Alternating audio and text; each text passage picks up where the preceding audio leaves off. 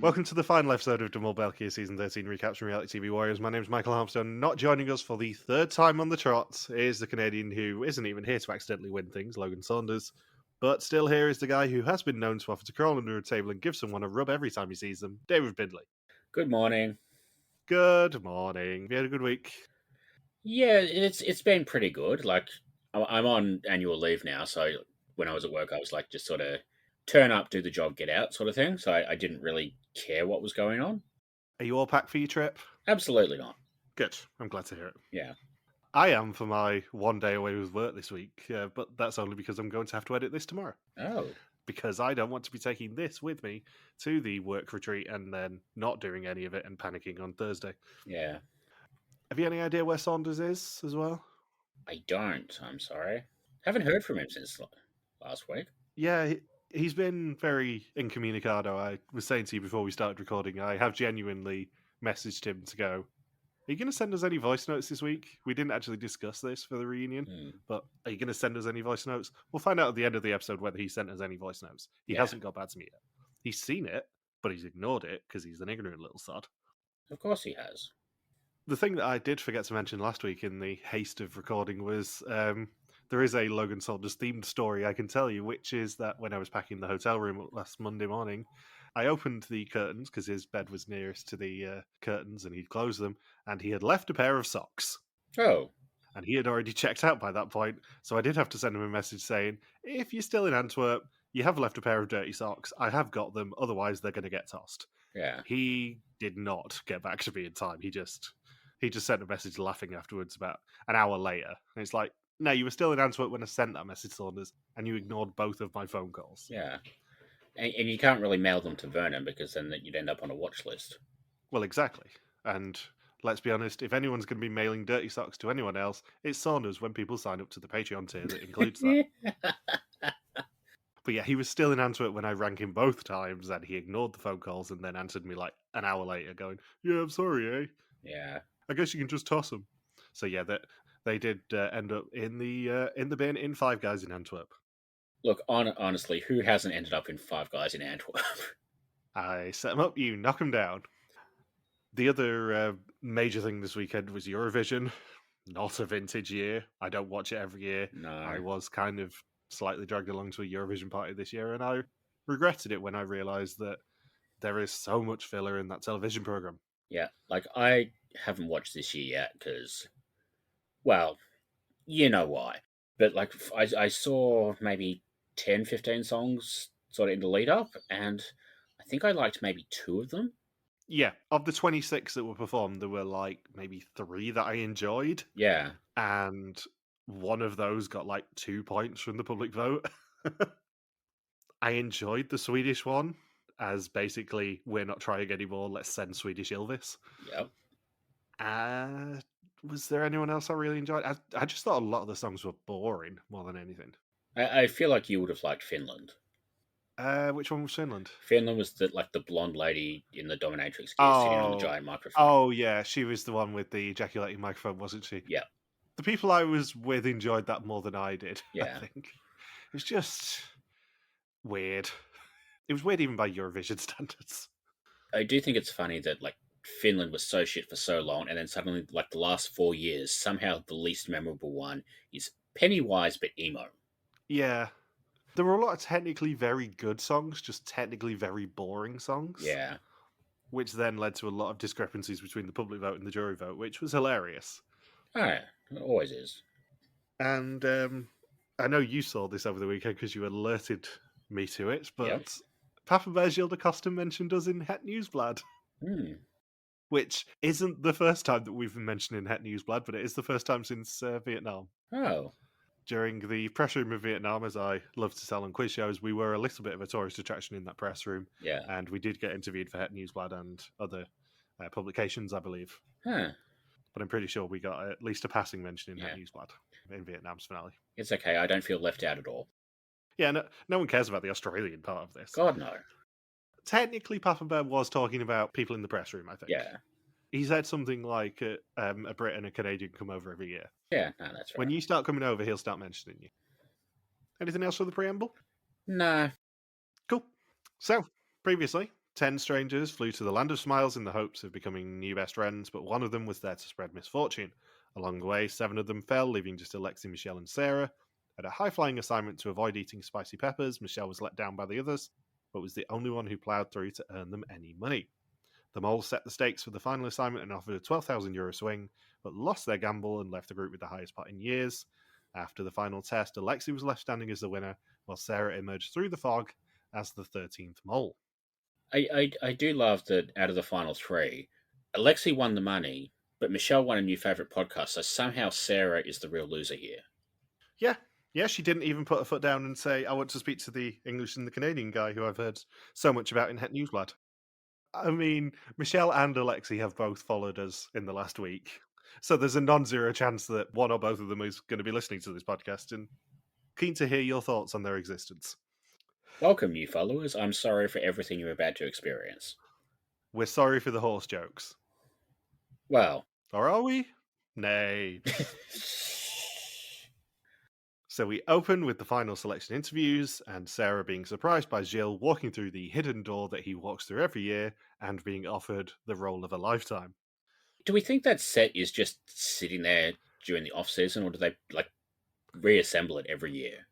Well, I think, as a bit of a peek behind the curtain, I think the network is based there, which is why they do it there. That makes sense. So it's an industrial estate near Vilvoorde, where Brussels Airport is. Yep. And I think that's where Café de Mol used to film, at least, if not still does. Because when Van Boel was coming to the Vietnam finale, he did Café de Mol live, then had to get a bike from Vilvoorde, a motorbike courier, from Vilvoorde all the way to Kinepolis to then be at the party, I think. So I'm pretty sure there is at least some sort of network presence at Vilvoorde. I'm assuming that they just kind of change one of the meeting rooms up or something to do this, and it just uses the existing fittings, but I don't know for certain. So it's basically like Belgian Hilversum. It's Vilversum. Yeah, but that's why there is always so much Vilvoorde presence in these shows, I think, is because basically the network is based there. That makes sense. And they can kind of operate out of that area. Plus, it's right by Brussels Airport, like literally down the road. Makes sense. So it's a week ago in Lierre at L'Avenir site and Estivo, and everyone is reuniting. Paz and Luciana walking together and are super awkward with their walk, so I'm going to assume that they had to refilm that a fair few times. Yeah. It made me laugh how blatantly awkward they were at walking towards a camera. Like, I love both of them, don't get me wrong, but it just really, really tickled me that neither of them could walk towards a camera naturally. I mean, based on the way the Who Suspects Who saying this season will end up going, I wouldn't be surprised if they got lost. Yeah. Or if Pedro just thought that one of them was sabotaging the walk. Everyone goes in normally, apart from Nimrod, obviously, who rides his bike again. I mentioned this last week, but he rode his bike to Kinepolis as well. Maybe it's just his thing. Maybe.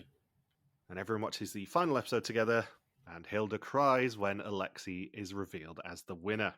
And we also find out immediately that Pedro suspected every woman apart from Sarah. And, thought he was exaggerating, and it turns out, nope. I know we're going to discuss a lot of this in a few minutes, but wow, Pedro was a godsend for this show. Yeah. Never have we had such a wrong candidate continually. I don't even get how you can be that wrong.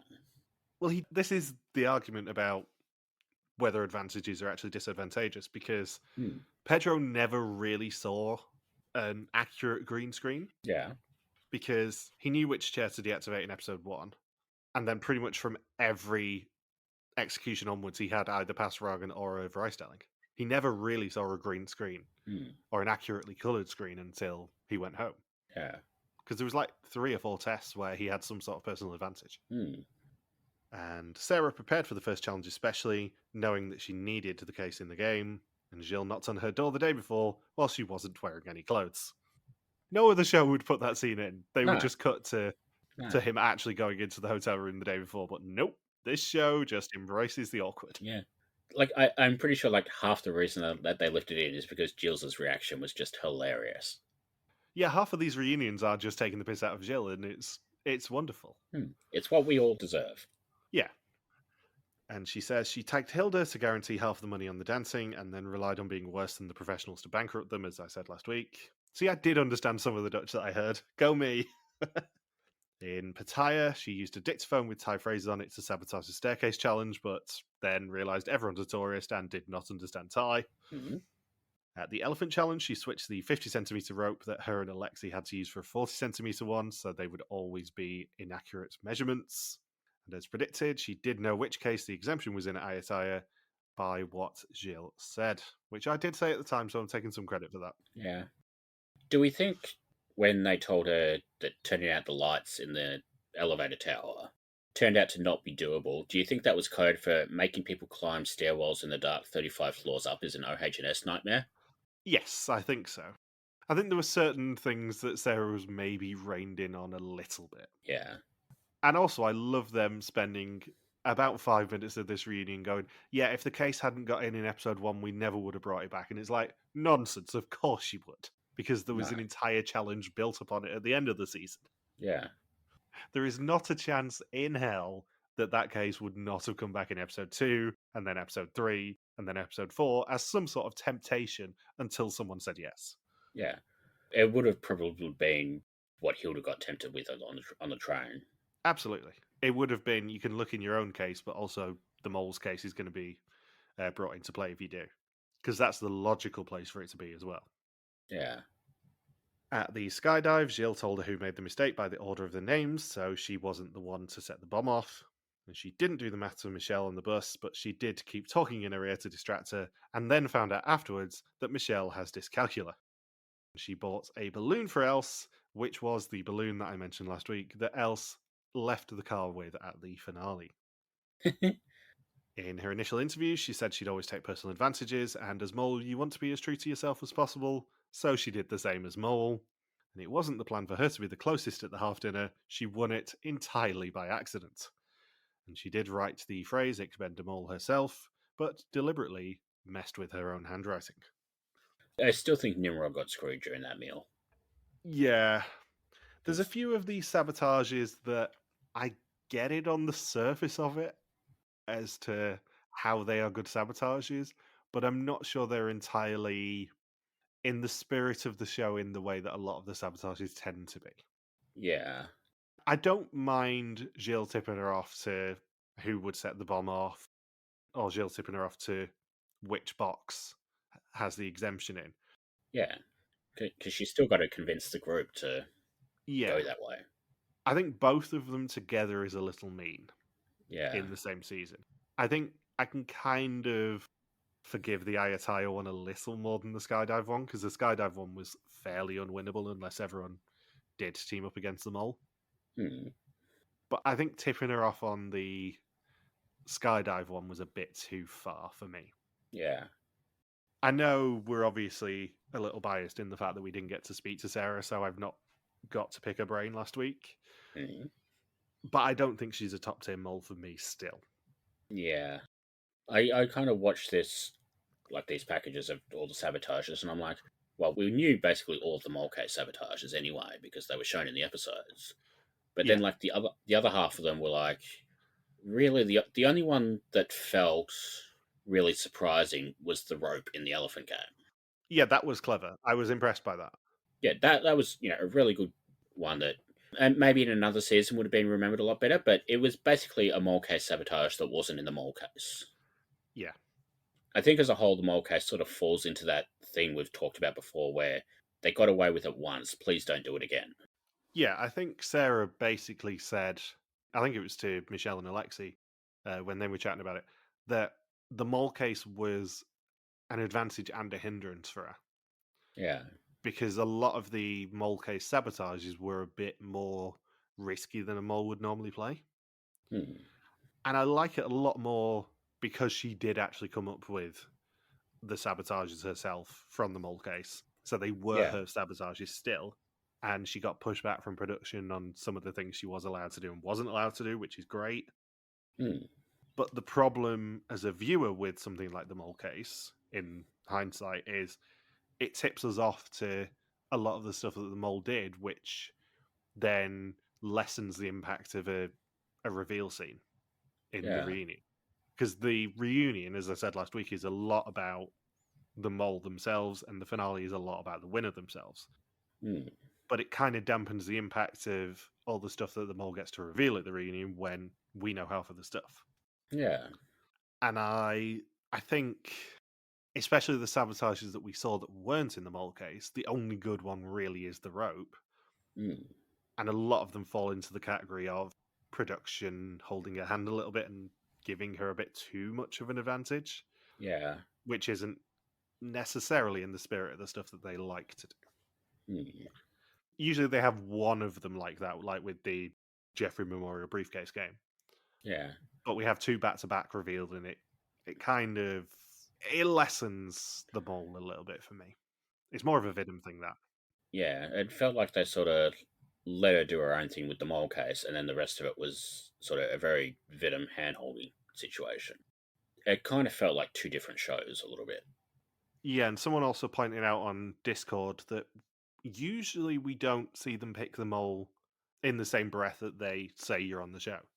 Usually they give them a few days of you're on the show and also can you come in for another meeting? Wink, wink, nudge, nudge. Whereas with Sarah, they did both at the same time, which, Yeah.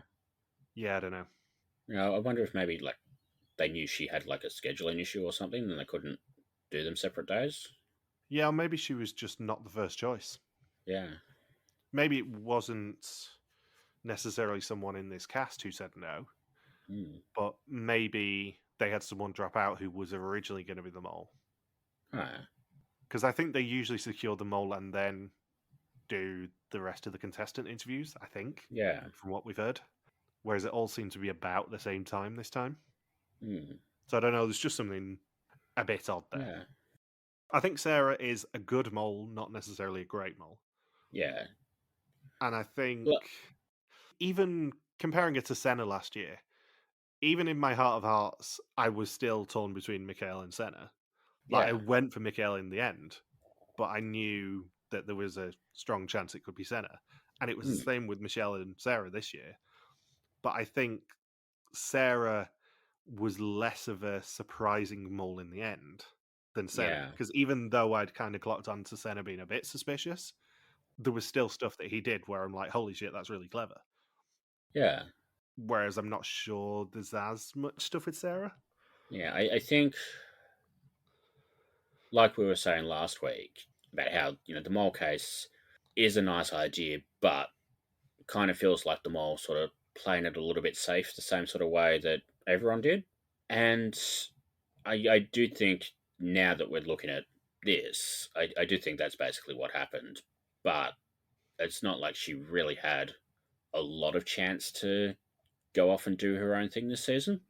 And like that could have just been partly because of the production issues that we know had happened in Thailand as well.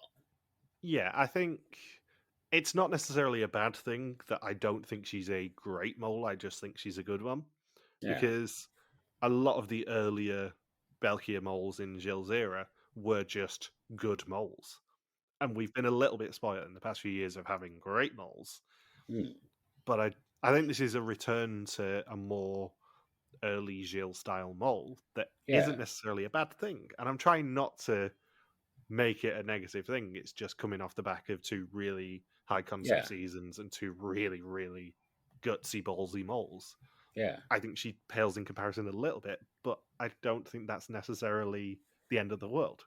Yeah. Like it's still a good season and she's still a good mole. I think she's closer to Peter and Van Boel than she is to Alina or Comfort. Yeah. Like, I don't think this version has had a bad mole. Maybe Peter a little bit, because I think they were sort of so set on, okay, we're going to make the priest the mole, that like everything else took a back seat. But I don't think there's really been a bad mole on this version, which is kind of why the fact that Sarah is less, like the highs aren't as high with Sarah, but the lows aren't low, but the highs aren't as high. Yeah, she's not a bad mole, she's just a not great mole. Yeah, she's a positively whelming mole. Yeah. I compared her on the walk back with Saunders. I think we did talk about this last week. I compared her to Eileen from Yeah, South Africa because she is another one where, yeah, she did all right sabotages. It's not the end of the world for that season that she wasn't a balls to the wall, really antagonistic competitive mole. I think it's very rare that we see a mole like Sarah who was visibly upset when people went home. She was yeah, genuinely invested in everyone else's journey and felt a mm, little bit guilty that she was essentially the one sending them all home. yeah, She's a different type of mole than we've seen for a while, certainly on this show, but generally. She's a very compassionate mole, and I'm sure if we had had the opportunity last week to speak to her, she would have been very compassionate and very lovely and very interesting because that's kind of what came across in this reunion. yeah, But she's just not the personality that we necessarily latch on to as a mole on this show. yeah, And I don't want any of this to sound negative because it's not. It's just it's different, not negative. yeah. Like she was a good mole. She was just sort of a little bit. I think she didn't have a lot of the same opportunities the other moles have had between like some of the hand holding on the other stuff and then the mole case. I don't think there was really much opportunity for her to go and do her own thing, especially because the last couple of seasons since Canary Islands, it's kind of felt like usually when they add like an extra layer to the challenge, it's kind of felt like they're sort of starting to default to, oh, and some of them are going to go and answer some quiz questions. And I don't think there's really a way to do that in a way that makes for an interesting sabotage in a reveal like this. Maybe if like some of those were just some sort of very small scale physical challenge, she might have been able to get away with more stuff in there that would have been more interesting here. But like the quiz questions are fun, it's just they're not necessarily the most interesting in terms of how can a mole break this. I think the other element is there's about half of the mole briefcase sabotages that are only on the lesser bit of the challenge in terms of monetary. Yeah, So you have the smile helmet, you have the petrol station, the dancing. yeah, the dancing. I mean, there was three that I was thinking of as you were just talking about there, Mm, where it's either a mini challenge that they do as the middle bit of the episode, or it's the lesser half of a bigger challenge. yeah, And I think it probably makes sense from a mole planning the mole briefcase point of view to go, I'm going to go for the lesser bit because I'll stand out less. And it mm, seems like she was terrified of being an overt mole, yeah, but that then made her take a step back. Because yeah, stuff like the switching her own helmet on the smile task is a great idea in theory. yeah, But I think, as she pointed out, she failed to do the actual sabotage she wanted to, which was affect Alexi's one. yeah, Because the play there is to try and not draw attention to yourself. And I think she yeah, wanted to be a covert mole, but this show tends to work better with overt moles. yeah, Because she did say quite a few times in this reunion that, oh, yeah, I just didn't want to stand out and I mm, didn't want to draw attention to myself. And in theory, that's a great idea for a mole because you don't want to be caught. But this show is not about the mole not being caught. This show is about everyone apart from Pedro realizing who the mole is and it becoming a bun fight at the end. everyone apart from Pedro and Saunders. Yeah. So I think she played very authentically to her own personality. I'm just not sure, especially after the last two moles, that a more covert mole is better TV. Yeah, I'm not talking about someone who gives themselves away in episode one, but you need to have things that are going to really surprise the audience in the reunion. And I think the things that surprise the audience in the reunion here are more the hidden clues than Sarah's sabotages. yeah. Ultimately, she they built the season around her, and she ended up being a supporting character. Yeah, that's a good way to put it. So, in terms of hidden clues, they actually did some hidden clues they don't normally. So immediately they showed that the mole was in the middle container, which I clocked at the time and I didn't think anything of. That's why I noted the colours down and then abandoned the idea. And also, because the mole likes being in the dark, they put her in the container that everyone's in the dark in. And also in the dancing challenge, the first letters to appear were the mole's initials, SL. The station that Nimrod got off the train at translated as Dead End Track, letting us know that there was no clue there. However, the 13th track on the album of the first song in the DJ challenge was named Sarah, a clue that people did spot on Discord. Yeah. Every time the mole case appeared, it came with its own musical sting, and putting those together irritatingly gave you an instrumental version of the song Sarah by Fleetwood Mac. Genuinely very clever clue, genuinely very aggravating clue. That is an excellent clue. Well done, whoever came up with that. Another one that really aggravated me because I clocked one of these at the time was every week there was one missing letter in a subtitle, which then spelt out the mole's profession anagrammed, which was advocate or lawyer. I love that there must have been somebody who was actually using the subtitles, just sort of thinking, okay, they've spelled that one wrong, they spelled that one wrong, they spelled that one wrong a couple of weeks ago, and sort of not put two and two together and just been like, oh, they must be from West Flanders. Well, the one where there was a missing O on a euro, I clocked that and I'm like, that must just be a typo. Yeah. So when this came up, because I didn't know anything about it, I'm like, holy shit, I was there. This is so frustrating. The other one that was actually clocked last week, and I did have it in my notes to mention and then completely forgot. So I think it was Jason who ended up mentioning this on Discord. But every time that Gilles said goodbye to someone, the last word were, "Here is a mole named Sarah." The reason that this is so aggravating is because it is one of my favourite clues that Mole has done ever, which is first and last words. And it is something that we have used as a clue on this podcast before. When we were tricking Michelle about me and Ant being on the code, the last words of all our Hunted US episodes were, "We are on TV on April 4th. Mm-hmm. We have literally used last words as a clue. We are being pandered to. And I believe I also mentioned it in episode 500 as a hints and clues category clue. Yeah. Which, was a clue to our historians last year as well. Not last words specifically, but the dog that didn't bark. More on historians coming soon. Yep. And we also have time after the hidden clues to find out that at the Dragon Tower, when Pass had his blatantly "I'm going home" edit, he wished for a happy and beautiful baby, and he has one on the way, which was sweet. I do like Pass. Yeah, he seems perfectly nice. He seems very self-deprecating as well with his in my sight joke, or whatever it was, his one good eye joke. Yeah, he feels like our sort of people. Yeah, I mean, basically everyone in this cast does. Out of everyone in the past few seasons in terms of cast, I think this is one of the more chill casts, and this is one of the more these are our people casts. Especially Michelle and Alexi. Obviously, I know they're kind of our people, but Hilda definitely our kind of people. Else definitely our kind of people. Pedro, I suspect our kind of people. Nimrod, I think we could get Nimrod around to being our kind of people. Yeah, I think Nimrod would be a little bit awkward with us originally, but I think he could be swayed to be our kind of people. Maybe as long as he doesn't listen to the episodes where you were blatantly thirsting over him. That doesn't leave a lot. That's the first half of the season out.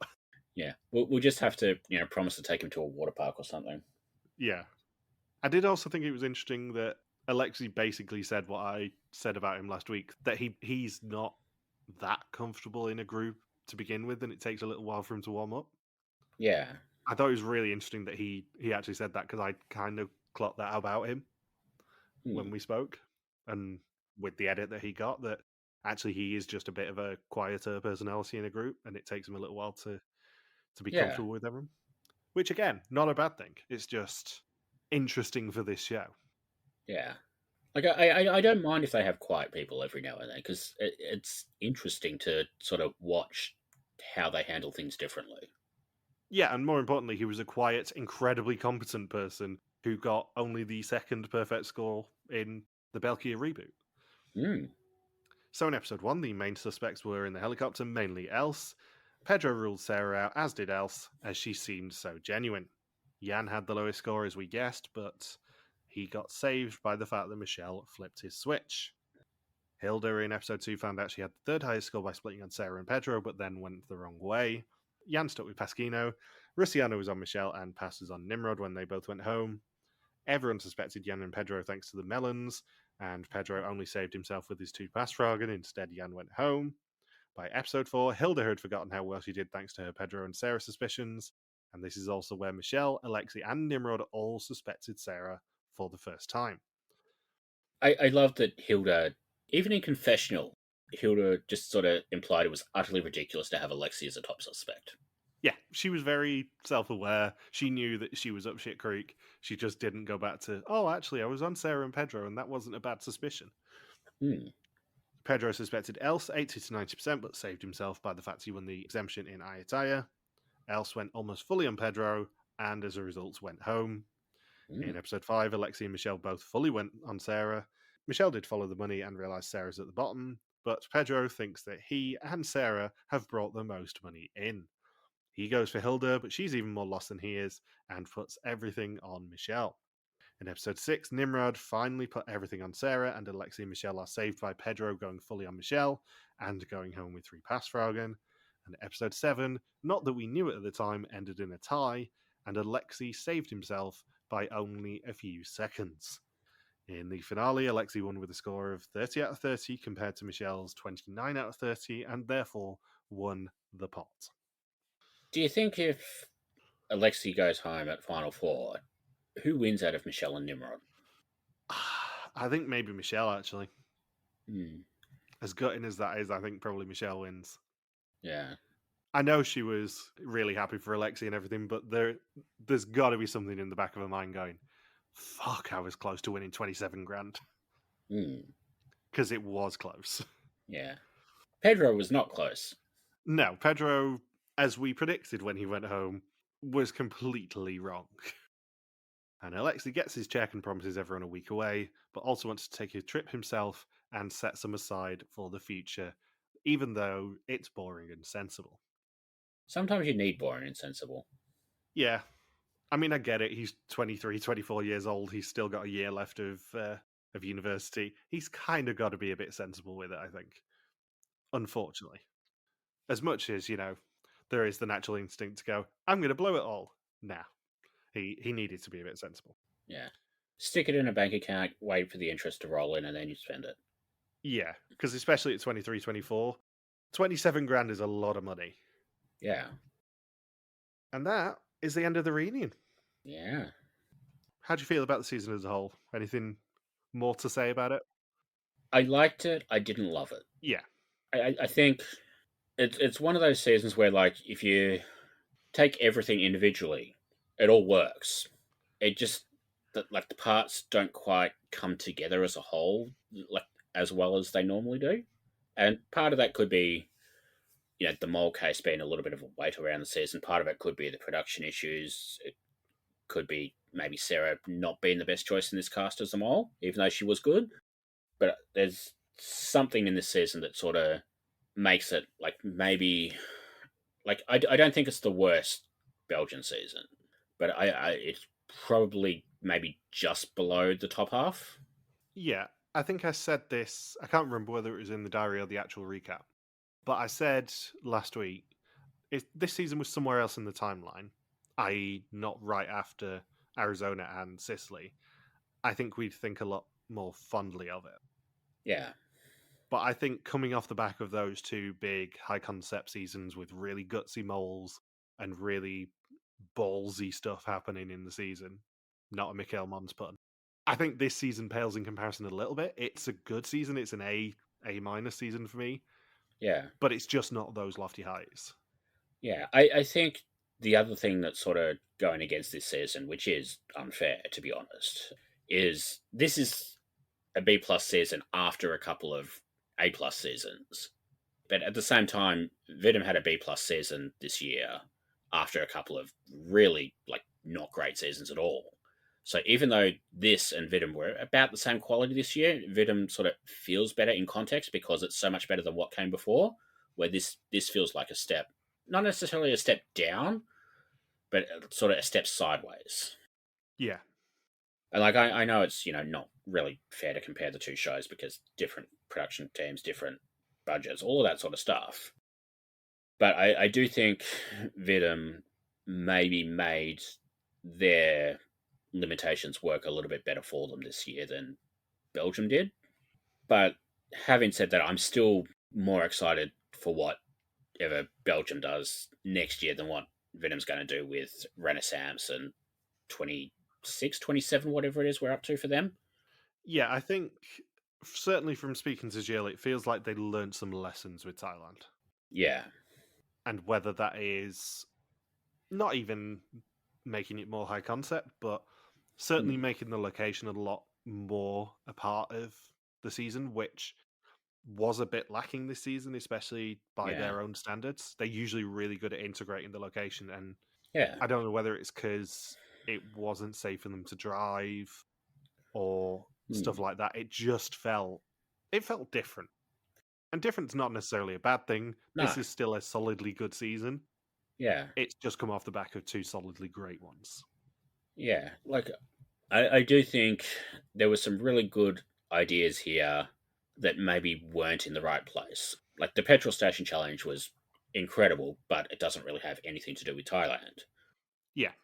The Batman House challenge was really fun, but it was basically the same thing as the lottery. The only difference is, one of them was the person who gets it is done by chance. The other one is they have to like opt in.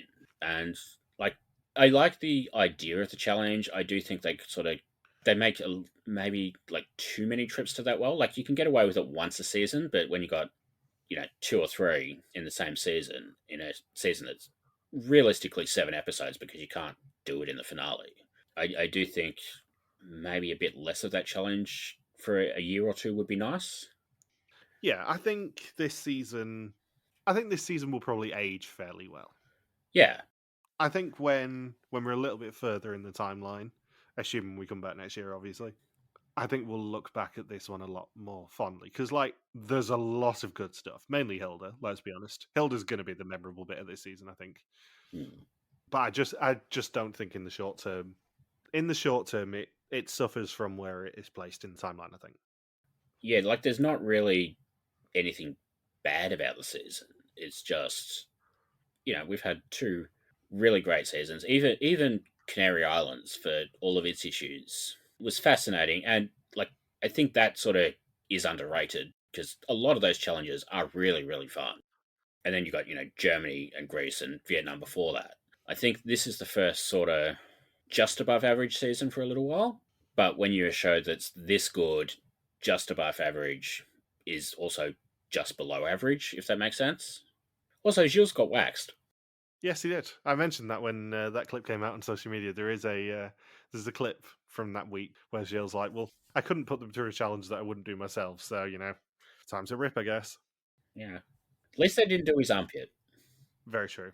That would have been way more painful for him. Anyway, shall we get on to Tease and Fuzzy?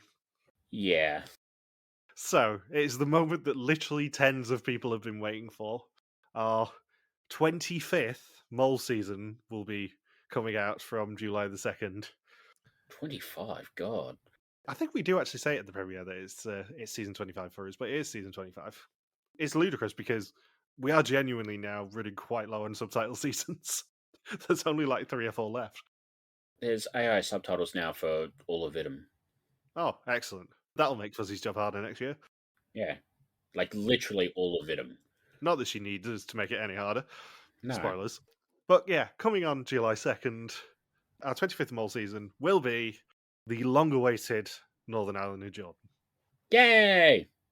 You're welcome, Alex. Yep, Alex has been asking us to do this for years, and we've finally relented. Yeah. And you may be thinking, but it's in potato quality. Yeah, it is. But there's still high-quality versions for the banners, so don't worry about that. And what was Fuzzy's guess, just out of interest? So I'm just going to read out the whole thing. Oh, good. So she didn't end up sending me like a proper bingo board. I think she probably will end up doing that before this episode comes out. But yeah, I mean, it's probably a good thing she didn't send a whole bingo board because, in the words of Pedro, she's not exactly a Sherlock Holmes. So she says, I'm going with Sri Lanka. If it's wrong, so be it, but you should do it at some point because I think there's some fun stuff in there considering it's a last-minute change. The only clue I got to work out for it is Doug Savant. You mentioned the Hanoi Hilton, a movie where Doug Savant plays a character named Ashby. Ashby happens to be the title of a movie that released in, you guessed it, 2015. Back on my bullshit movie clues, Michael can take his number clues and feed them to the horse I assume is on retainer now.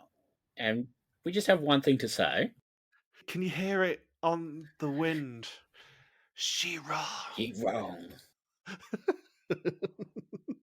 But more importantly, how could you have known that it was going to be Northern Ireland and Jordan? Because we weren't subtle again. Every year we say, oh yeah, we're not going to do these high concept clues anymore. And every year we go back on our bullshit and we do high concept clues. No.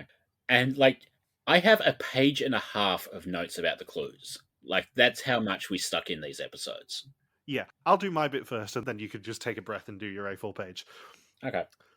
So, firstly, I'll answer my clue from a few weeks ago when Fuzzy finally got bingo after I promised her that she could get a clue regardless of whether she got bingo or not.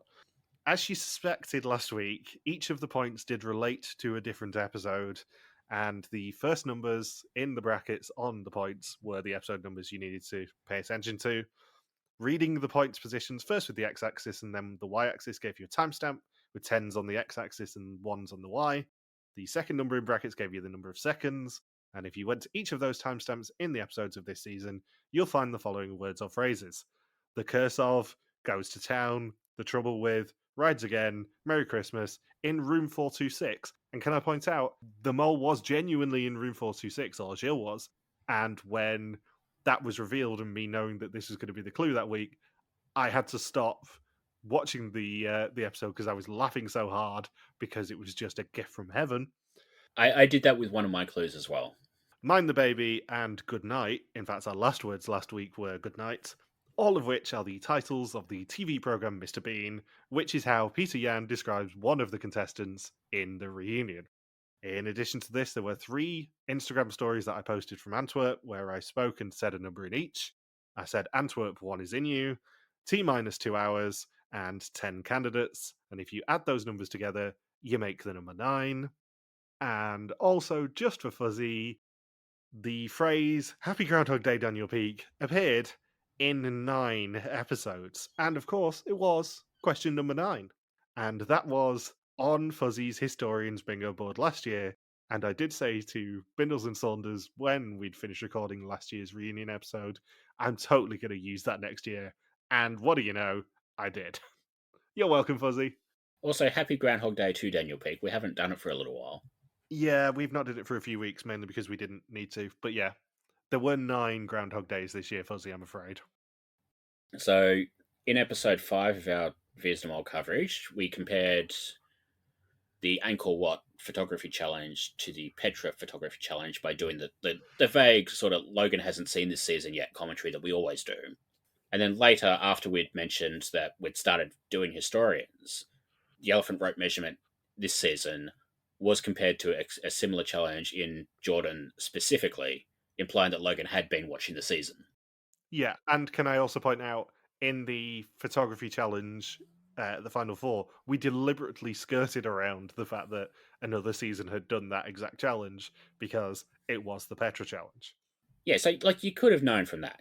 You could have also known from like in the same episode, I ended the episode with a quote from Ulrich Johnson about people who do celebrity reality shows being expected to dance because we were talking about Nora, basically skipping out of the Apsara dance for religious reasons.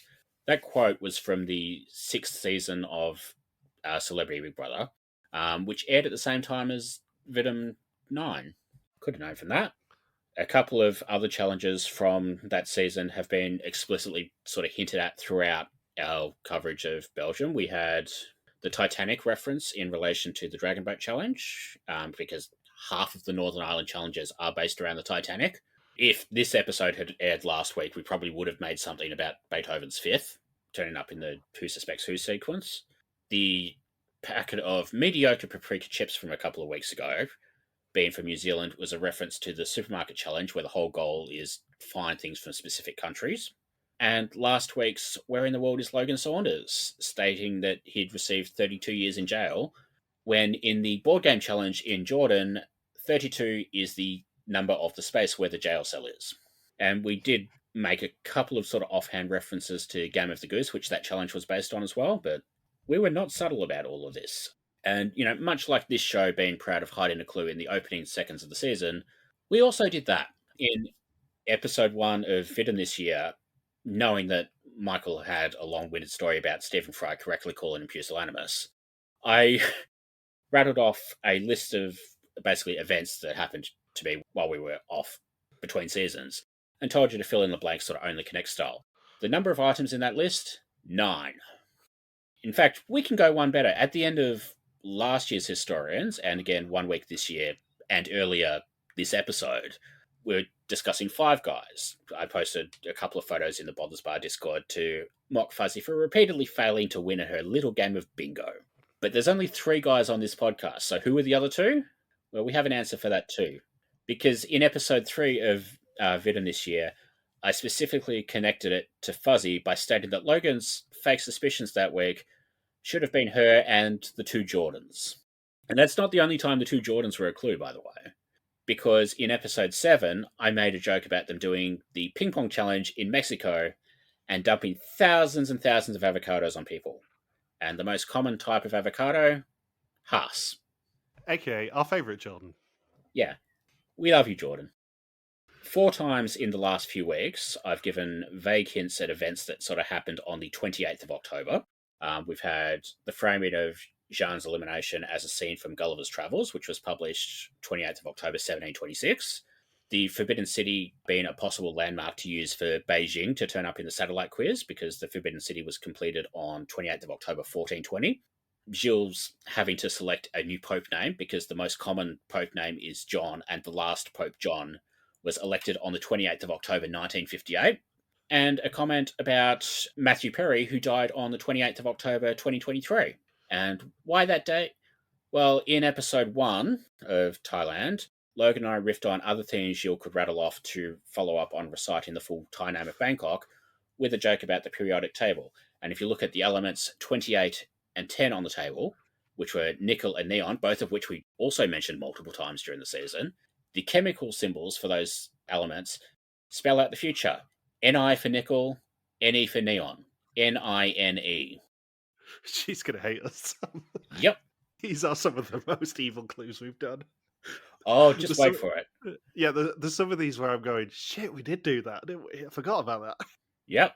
A couple of weeks ago, I basically spent the entire week just sort of going back through the podcast and just, because I forgot half of these clues. Yeah. Next year, we probably do need to actually make a running tally of these things. Yeah. Make our lives easier. And now we get to Doug Savant for real. So it wasn't about Sri Lanka? No, strange. I gave, as we've already discussed, I gave the explicit clue Doug Savant for Fuzzy and others, mostly Fuzzy, to overthink. Looking up his credits, as Fuzzy did, was the right thing to do, but it was only the first step in the puzzle, and you were told there were multiple steps. First, you had to notice that in his career, there are a lot of shows that use acronyms in the titles, like CSI, NCIS, like all of those sort of things. And had Fuzzy won the easy clue by getting a 3x3 grid of correct squares on the bingo board, 3x3 also being a clue on its own, by the way, you would have been told to look at the long and short of it. Among the shows he appeared in are 2 shows whose credits featured the show's full names in a logo that used like giant letters as like the title card. So you had Melrose Place, whose logo is basically the Melrose Place beneath a giant M and a giant P, and the X-Files, which is a giant X. And we thought that might have been a little bit too hard, but so we also mentioned the X-Files a couple of times as well, with like the little boxes being named after Gillian Anderson, and I posted a scene from the X-Files in one of the Bothers Bar Discord threads for the hotel challenge in Cambodia. In episode 6 of Vidum, we make an offhand reference to like converting numbers to letters with that like A = 1, B = 2 code, all of that sort of stuff. And you should have gone the other way with that, because if you take the M, the P, and the X and convert them, you get the numbers 13, 16, and 24. And in 2013, 2016, and 2024, Eurovision, which we haven't really discussed this year, was hosted by Petra Mede. I had to change that clue at the last minute because I forgot she did it last year as well. So if I hadn't remembered that, you would have just had Heather Locklear and it would have been even worse. So after repeatedly failing to get the easy clue, Fuzzy was given the hard clue 202020202 and told that it may or may not be related to Doug Savant. It was, kind of, but only in the sense that he's a celebrity and it's about, I'm a celebrity, get me out of here. The clue can be broken down into the numbers 2020, 20, 20, and 2. In 2020, the UK version aired its 20th season, which lasted 20 days. And who finished second that season? Jordan North. Burnley's very own Jordan North, who's co-host on his podcast. I did actually meet during Vidum, and I'm not sure we actually mentioned it, but I met William Hanson at his book signing, and he was elegant and chic. So last year, I hid a clue in one of the bingo boards with a screenshot from 16 Candles being one of the images one week. This year, during Belgium, every single week of bingo had a clue. Yeah. Specifically, Fuzzy being so atrocious at it every week might have actually helped you because the incorrect pictures for the first 8 episodes reference the first 8 seasons of Vies de Mol, with week 9 being the season where like Historians is revealed and therefore not needing one. So we had a promo shot of Mol Australia, the Loch Ness Monster for Scotland, and that was the thing we were talking about before where, I cheered as soon as Scotland turned up as a wrong answer in the train quiz. Yeah, and that was the week where we started a feud with the bloke who lives by Loch Ness. We specifically actually mentioned Loch Ness in that episode, just to, help you out a bit, Fuzzy. We didn't start it, that asshole started it. Yeah, true. So we had the promo shot from Mol Australia, the Loch Ness Monster. We had the middle ball challenge that every mole in that era loved to do, including, for example, episode 3 of Vies de Mol 3 in Portugal. We had Celine Dion for Canada. We had the beef rendang potato chips for Indonesia, a country which claims the dish, even though the chip packet says Malaysian. We had the train challenge from Belgium, Argentina as a Daily Fuzzy, which Fuzzy made the image for, so there's no excuse for not getting it. We are very pleased that you did that, Fuzzy. Bindles was delighted when you sent that image over. Yeah, and I was very struggling to think of something for Argentina, and as soon as you did that, I'm like, oh, thank fuck for that. So we had the ping pong bus to represent Thailand itself, and finally the good Euroan yelling at Rosario in Mexico. So we had Australia, Scotland, Portugal, Canada, Indonesia, Argentina, Thailand, Mexico, and then this week Northern Ireland, Jordan, which you're not getting a picture for. Well, no, she's going to get a lot of pictures for, because it will be an entirely red board. Oh, yeah. And there were a couple of bingo clues in Vies de Mol as well. Episode 4 also featured 2 shots of Jordan Haas as the 2 images. And in episode 9, the red image was red square, with 9 being the next square number in the sequence after 25, which was Vidum, and 16, which was last year's Historians. And finally, in the last couple of weeks, I've seen Fuzzy sort of speculating that the Daily Hilda project has been hiding a clue to Historians. She mentioned that she's been taking notes of which seasons and which episode numbers were used, and as is tradition now, she's wrong, because it's hiding 2 clues. So, Daily Hilda number 16 is a screenshot of the final 3 from Vietnam singing karaoke together after the karaoke challenge. The song they were singing in that scene is Would I Lie to You? And of course, I wouldn't lie to you. We did Vies de Mol season 16 last year, and what immediately followed Daily Hilda number 16? A shot from Vies de Mol 9. So that's the first clue. The second one was even nastier. So Daily Hilda number 8 was the It's Fun Fact Time board from Arizona, which in the episode was used to immediately precede information that was guaranteed to be on the test, while Daily Hilda number 10 was the shot from Vidum, Dominican Republic, of Ellie List completely failing to see a clue that was right in front of her. In between them, on day 9 of the project, is a totally nondescript shot of Hilda in the weakest link crossover challenge from the Mol Australia. And in fact, out of all 21 of the Daily Hildas, it is the only one in which her face is superimposed onto a mole. And I can even add to that something you didn't realise, I think. I'm pretty sure that was on the day of the finale. So it's the day when the mole themselves was revealed. Yeah, didn't realise that. But, sucks to be you, Fuzzy. Yeah, so basically, you were pretty far away from the correct answer again, Fuzzy, I'm afraid. And I believe including the pre-season bingo card, which I'm assuming she didn't pass on. Does that make it 10-1 to us, I think, this season? I think so. She didn't get bingo on the pre-season card because she got Nimrod primarily responsible for earning 4,000 in a single challenge, Meet the Mole, Mole Books playing a role in a challenge, the Wilhelm Scream, A challenge within a test, Rusiana crying after an elimination, including her own. The Mole is a woman, best of friendin', 2 women in the finale, this fucking show. A clue about the number 13, Pad Thai in a challenge. She didn't get Hilda is the first eliminated contestant or the Mole. Good. She didn't get me winning the pool. Good. She didn't get superstitions playing a role in the challenge, because are you going to be the person who says the Thai zodiac is a superstition? No. She didn't get Giles gets away with something he shouldn't have again, because who the fuck is Giles? She didn't get Jan being an early boot in episode 1 or 2, because he got booted in episode 3 instead. Even though he should have gone in episode 1, so that's a little bit mean for her, but, I co-sign this. She didn't get Else blaming her height for a failure in a challenge. She didn't get the first episode cliffhanger. She didn't get Michelle earning an advantage at any point during the season. And she specifically said Vrystalin or Passfragen, so nope. She did not get Sarah is either the winner or goes home in episode 8. What a shame. She did not get Pedro getting a tattoo at some point in the season, including the reunion. She didn't get Alexis Molbook. She didn't get the pot ends up between 24 and 27,000 euros. And she definitely did not get Pasquino is a finalist. Yeah, so not a vintage year, Fuzzy. We did it, Joe. We did. We were so delighted when Fuzzy sent a message going, I think it's Sri Lanka.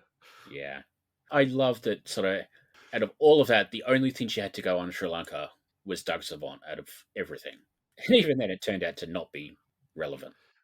And the irony is, if she'd not got bingo in the week she got bingo, she would have actually got a maybe more useful clue from me, because she would have got a grid that included the final pots of Northern Ireland Jordan to go on, just without the numbers. Yeah. Oh well. Yeah, what a shame. Are we done then? Yeah, I'm done. Excellent. In that case, thank you for listening to our Mol België Season 13 recaps all season long. We'll be back on July 2nd to begin the hunt for an old mole in Northern Ireland and Jordan. Don't forget you can contact us on pretty much every social media platform that isn't TikTok, where we are RTB Warriors, or you can email us on contact@rtbwarriors.com. You can also support us on Patreon at patreon.com/rtbwarriors, where you'll be able to get access to historians at least a week early. Depends on how quickly I edit them, but it will be at least a week early, because that is the deal for historians. Thank you, as always, to the Legion of Subtitlers. We'll see you in about 6 weeks, actually, on July 2nd. Well done to you if you got that at home. Not you, Fuzzy. And now, did Logan Saunders send us any voice notes? No. You know how Michael has been wrong all 5 times in a row that he has attended the live finale? What about being Pedro, where you're wrong 5 times in a row in the same season? And now I understand why Papa Bear was not too pleased with all of the horse references in the podcast. I mean, think about it. The word for no in Flemish is neigh. That's how much they hate horses there. And I don't think we gave Sarah enough credit for being the mole. I think she did a better job than what we were saying about her over the past couple of weeks.